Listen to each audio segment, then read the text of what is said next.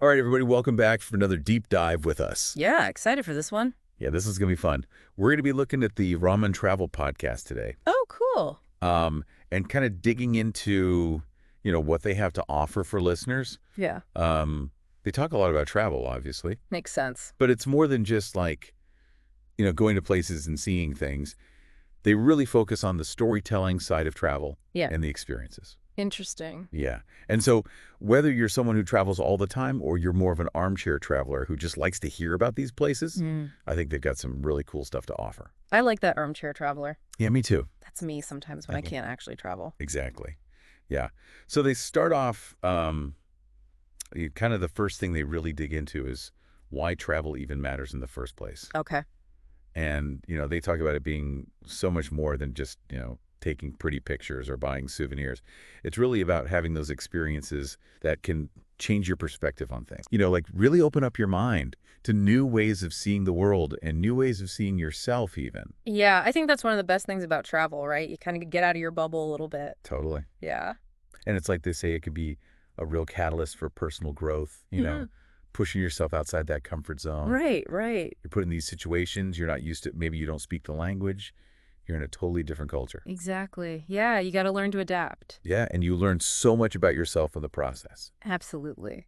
What I thought was cool, too, is they talked about how adventure can be found anywhere, even close to home. Oh, that's a good point. Yeah, you don't have to, like, hop on a plane and fly across the world to experience something new. So true. It's all about just being curious, having an open mind and being willing to explore, whether that's a new neighborhood of your city or a hiking trail you've never been on before. Yeah, just looking at things with fresh eyes. Exactly. Our own backyard, basically. Totally. Yeah.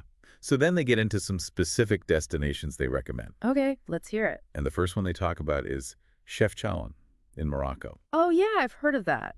Have you? Yeah. The Blue City. The Blue City. Yeah, it's known for all the buildings being painted in these beautiful shades of blue. It's gorgeous. But it's more than just a pretty place, right? Like they dig into the history behind it and the cultural significance of the blue color. Oh, interesting. Like what kind of stuff? Yeah, so some people say that the blue represents peace in heaven, Oh, wow. while others believe that it was originally used to repel insects. Huh. I never knew that. Yeah, it's pretty cool. Whatever the reason is, it creates like a truly magical atmosphere. I can imagine. Yeah, and then they also talk about Hallstatt, Austria. I'm not familiar with that one. Oh, it's so pretty. It's like this little village nestled between these huge mountains and a really serene lake. Wow. Sounds peaceful. Yeah, it's very like fairy tale vibes. I love that. Yeah, and they talk about it being a place of, tranquility and natural beauty. So, like, kind of the opposite of a busy city. Exactly. You go there to just chill out and be in nature. Yeah, exactly. And then for those who are feeling a little more adventurous, they recommend Svalbard, Norway. Svalbard.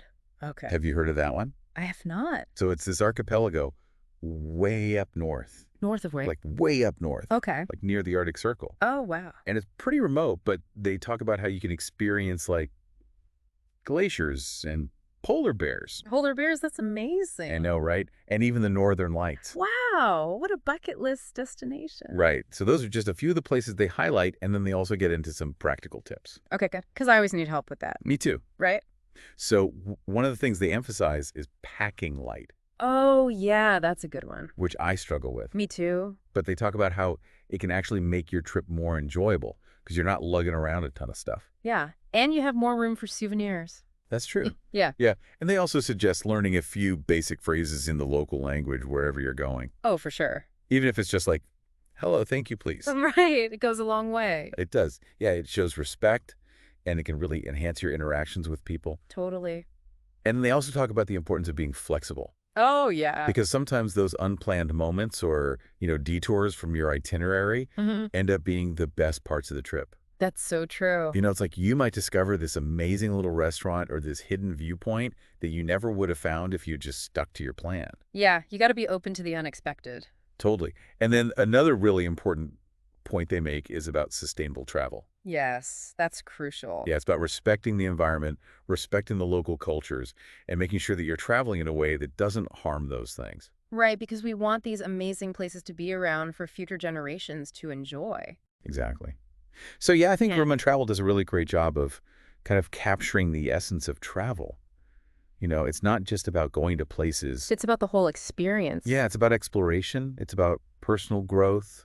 And it's about creating those memories that will last a lifetime. Absolutely. And I think one of the things that I really appreciate about travel is the way it can transport you to different cultures and different ways of life. Yeah. And even if you can't physically travel right now, Mhm. you can still kind of experience that through stories, That's so true. like listening to a podcast Yeah. or reading a book. You can kind of get a taste of what it's like to be in those places. Exactly. So as we wrap up this deep dive, I want to leave you with a question. Okay.